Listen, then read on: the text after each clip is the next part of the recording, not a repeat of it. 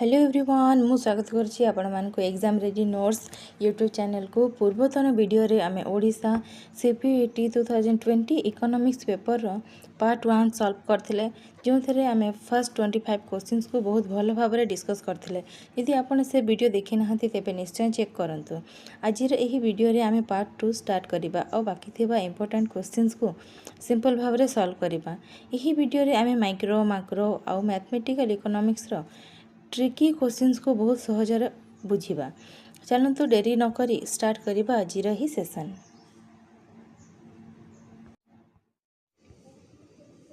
Question number 26। This independence of real variables from changes in money supply and nominal variables is called। तो यह माने कौन real variable जेपरिक उत्पादन बा नियुक्ति उपरे मनी सप्लाय बा टंका जोगाण बा नाममात्र चढ़कर कौन प्रभाव न पड़ा प्रक्रिया को कौन कह जाए। यार सठिक उत्तर कौन हम ना क्लासिकल डिकोटमी है ना। यार अर्थ कौन ना यह एक अर्थनैतिक सिद्धांत जहाँ कहे जे रियल एवं नॉमिनल जिनिस गुड़िक संपूर्ण अलग। बजार रे टंकार परिमाण बढ़िले केवल जिनिसर दाम बढ़िबो किंतु प्रकृत उत्पाद बा काम मिलवा उपरे यार कौन प्रभाव पड़ो ना। तेणु यार सठिक आंसर टी है क्लासिकल डिकोटमी। देखिए question number 27। Which of the following about money supply measure adopted in 1977 is correct. अर्थात 1977 मसीह आरबीआई द्वारा ग्रहण कर मनी सप्लाई मापगुड़ी मध्य क्योंटी सठिक। यार सठिक उत्तर कौन हम ना उपरोक्त समस्त। कारण यही जो तीनोटी ऑप्शन दिया है तीनोटी चारोटी मुख्य श्रेणी रे आरबीआई रो माने टंकार मापक है। तार सठिक उत्तर कौन हम ना option D all of the above. Then देखिए question number 28। In India inflation is measured by. या माने कौन भारत मुद्रा स्थिति बा महंगा माड़ क्यों माध्यम मापा जाए कौ माध्यम प्रथम जाना इन्फ्लेशन कौन। इन्फ्लेशन है जिते जिनपतर दाम बढ़े ताको इन्फ्लेशन कह जाए है ना। तार सठिक उत्तर कौन हम ना कंज्यूमर प्राइस इंडेक्स। या माने कौन सीपीआई है। सीपीआई माने कौन ना साधारण लोक बा खावटी माने दिन दिन जीवन में व्यवहार करथिबा सामग्री जेमती कि खाद्य पोशाक घर भड़ा इत्यादि रो दाम केते बढ़ुची ताहा कंज्यूमर प्राइस इंडेक्स जरिया रे जना पड़े। भारतीय रिजर्व बैंक आरबीआई मुख्यतः यही सीपीआई बा कंज्यूमर प्राइस इंडेक्स को देखी देशर आर्थिक नीति प्रस्तुत करे। ठीक अच्छे। देखिए question number 29। Which kind of demand fluctuates the most. यार आंसर टी कौन हम ना प्रथम क्वेश्चन बुझ है क्यों प्रकार चाहिदा बा डिमांड सबुठारु अधिक बदली थाए बा अस्थिर रही थाए ना। तार आंसर टी कौन हम ना यार आंसर हम demand for firms for investment goods. तो क्वेश्चन नंबर जो 29 ऑप्शन डी ही कहीं हम ना डी रो अर्थ कौन बड़ बड़ कंपनी फर्म गुड़िक जिते नुआ कारखाना बड़ मेसीनारी किंबा टेक्नोलोजी टंका लगाती तो यही समय रे स्थिति रे यह सबठार अधिक अस्थिर है ना। और कहीं अस्थिर ना कारण यह भविष्यतर आशा बा एक्सपेक्टेशन उपर निर्भर करे। जदि कंपनी को लगे जे आग को लाभ हे से माने कोटी कोटी टंका निवेश करती किंतु जदि बजार उपर सामान्य संदेह आसे से माने तुरंत निवेश बंद कर दियंती है।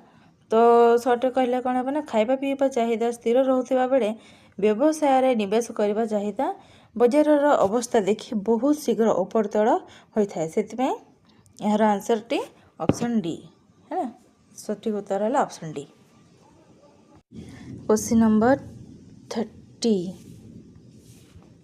क्वेश्चन नंबर 30 कौन कही ना in short run micro economics analysis demand is obtain viewed as the driving force which component of total demand is often regarded as being independent of economic conditions and thus exogenous in the model ताने कौन है ना स्वल्पकालीन macro economic विश्लेषण रे मोट चाहिदार क्यों अंशटी अर्थनैतिक स्थिति उपरे निर्भर करे नहीं एवं यहाको बाह्य बा एक्सोजेनियस बोली धरा जाए है तार सठिक उत्तरटी कौन हम ना government spending and tax received है यार उत्तरटी है government spending and tax received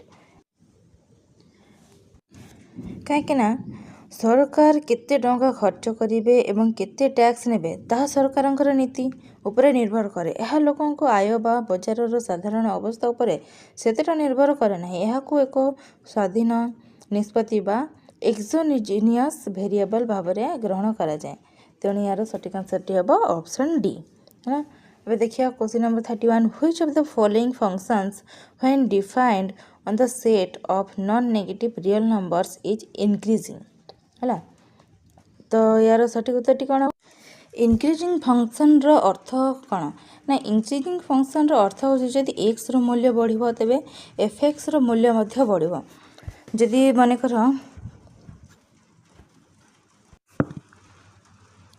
S equal to 1 तो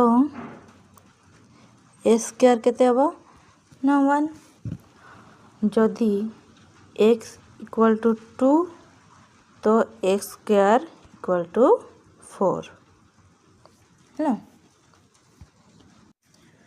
तो एठार एक्स बढ़िबा सहित उत्तर मध्य बढ़ुची तेणु यह एक इंक्रीजिंग फंक्शन है अन्य ऑप्शन रे कौन अच्छी ना माइनस चिन्ह अच्छी थिबारु से गुड़िक कमिबा बा डिक्रीजिंग हम तेणु यार सठिक आंसरटी कौन हम ना ऑप्शन डी है option D F X equal to X square ठीक अच्छे देखिए question number 32 an increase in the marginal propensity to consume ऑयल तो ये क्वेश्चन कौन पचार एमपीसी वृद्धि पाए तेज कौन हम तो कौन प्रथम जानी आम एमपीसी कौन आपण रोजगार करथिबा आपण रोजगार 1 टंका बढ़िले आपण से केते पैसा खर्च करते ताहाको एमपीसी कहा जाए है तो यार उत्तरटी कौन हम ना option A lead to the consumption function becoming steeper तो स्टीपर कहीं हुए ना कंजक्शन फंक्शन जितेड़े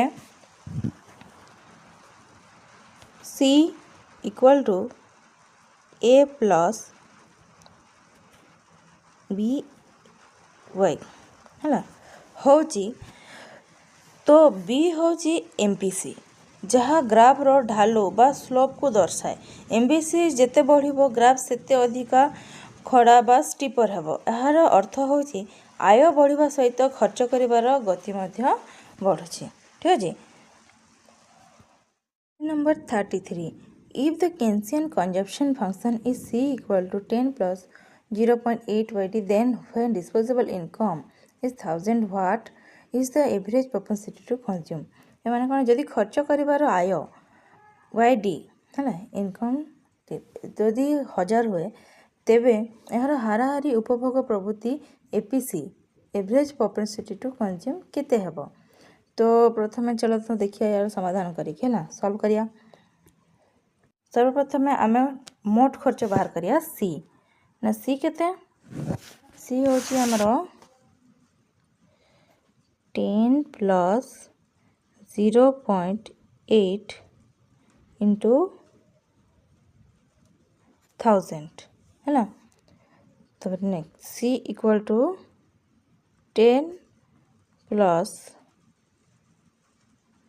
800 इक्वल टू 810 है एबे आम नेक्स्ट देखिया एपीसी बाहर करिया है एपीसी केमती बाहर करिया ना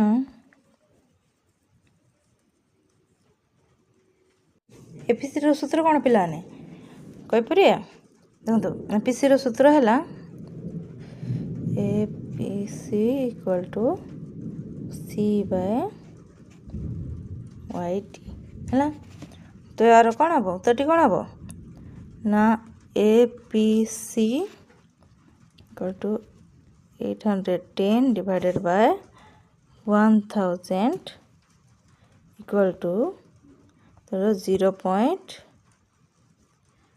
0.81 है। यार सठिक आंसर टी कौन हम ना ऑप्शन डी 0.81 ठीक अच्छे। तो आपण मैंने बुझिपारे यार आंसर है ऑप्शन डी ठीक अच्छे। जदि आपण मानक यही सॉल्यूशन बुझी हो तेबे चैनल को सब्सक्राइब कर दिंतु है।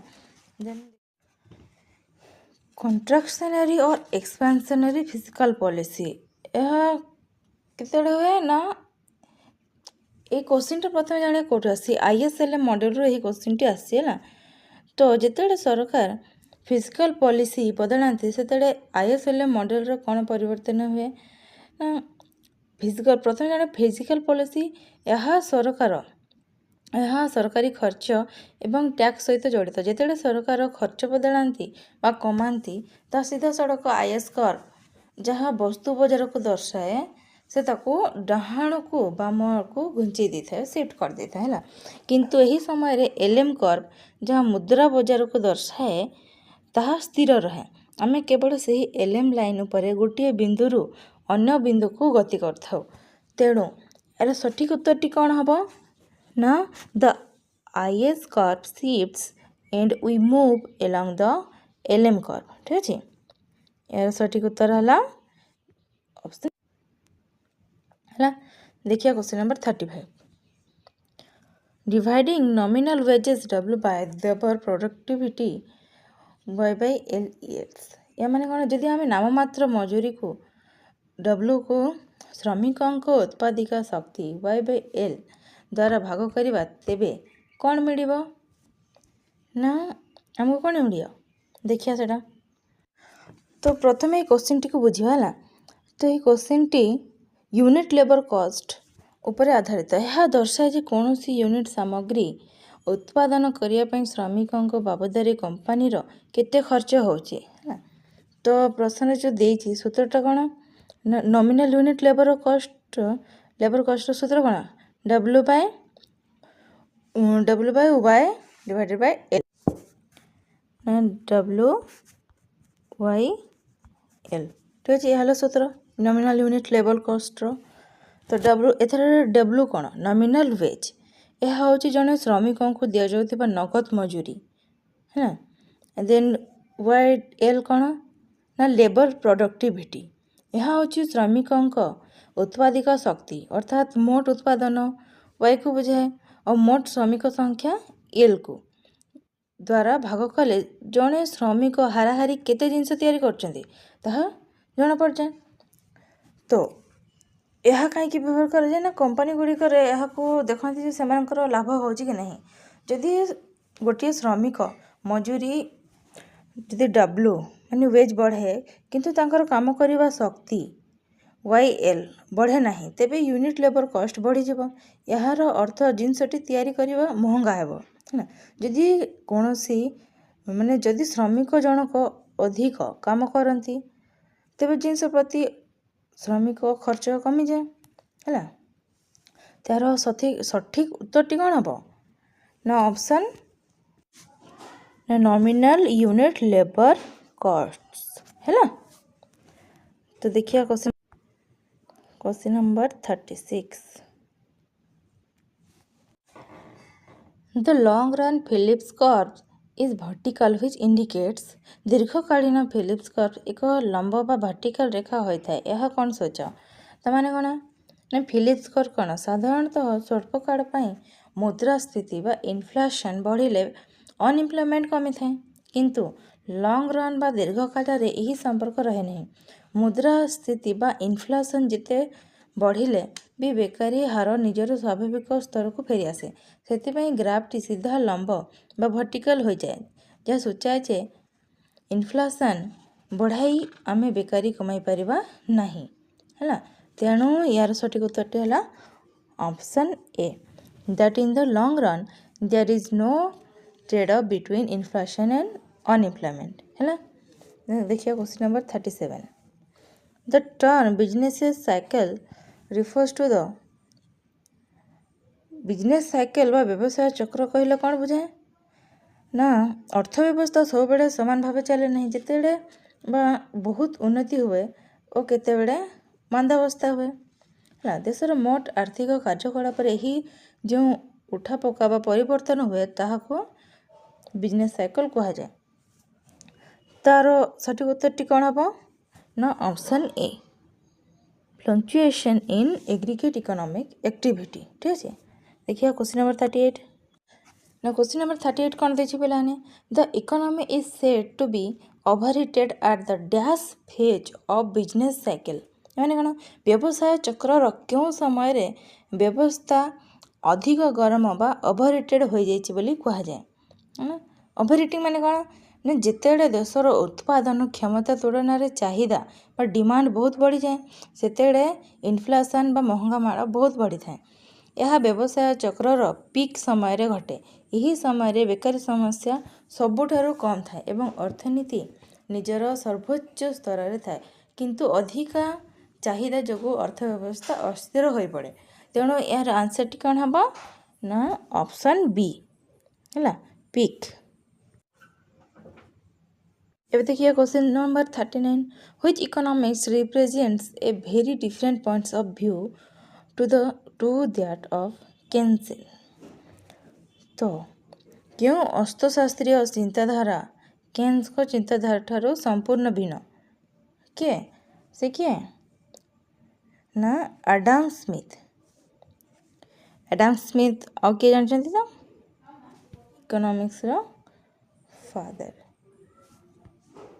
एडम स्मिथ किए ना एडम स्मिथ थिले क्लासिकल अर्थशास्त्री बा क्लासिकल इकोनॉमिस्ट। तांको मतरे बजार निजे निजे ठीक हो जाए एवं सेठारे सरकारंकर कौनसी हस्तक्षेप रहबा उचित नुहे। तेणु यही दुई जनकर चिंताधारा केन्सियन और एडम स्मिथर चिंताधारा परस्पर ठारो संपूर्ण अलग। ठीक है देखिए question number 40 what is the major attributes of correlation analysis। तो कोरिलेशन एनालिसिस रो मुख्य उद्देश्य बा गुण कौन। तो प्रथम जानिए कोरिलेशन रो मुख्य काम कौन ना यार मुख्य काम हो दुईटी चड़क बा वेरिएबल मध्य किपरि संपर्क अच्छी ताहा दर्शाइबा। ठीक है तो उदाहरण कौन ना वर्षा हेबा एवं छता बिक्री हेबा मध्य की संपर्क अच्छी ताहा कोरिलेशन संपर्क। तो यार सठिक उत्तरटी कौन हम ना ऑप्शन ए ऑप्शन ए। ठीक है तो पिला माने यही थिला CIPET 2020 economics paper complete solution. मु आशा करछि कि यही क्वेश्चंस आपण मानको आपण को प्रिपरेशन रे बहुत सहायक हबो। जदि आपण मानको यही वीडियो भल लागिछि तेबे वीडियो को लाइक करंतु आ निज संग मानको सह शेयर करंतु जो माने यही वर्ष सीपेट एग्जाम देबा को जाउछन्ती। ठीक है जदि आपण मानकर किछि डाउट अछि ताहेले कमेंट सेक्शन रे निश्चय पचारंतु मु आपणकर समस्त क्वेश्चन रो रिप्लाई देबे बोली कहछि हला। आगामी वीडियो रे यार पार्ट 3 आसीबो सेते पर्यंत आपण पढंतु आ एग्जाम रेडी नोट्स सह कनेक्ट ही रही थांतु। Thank you.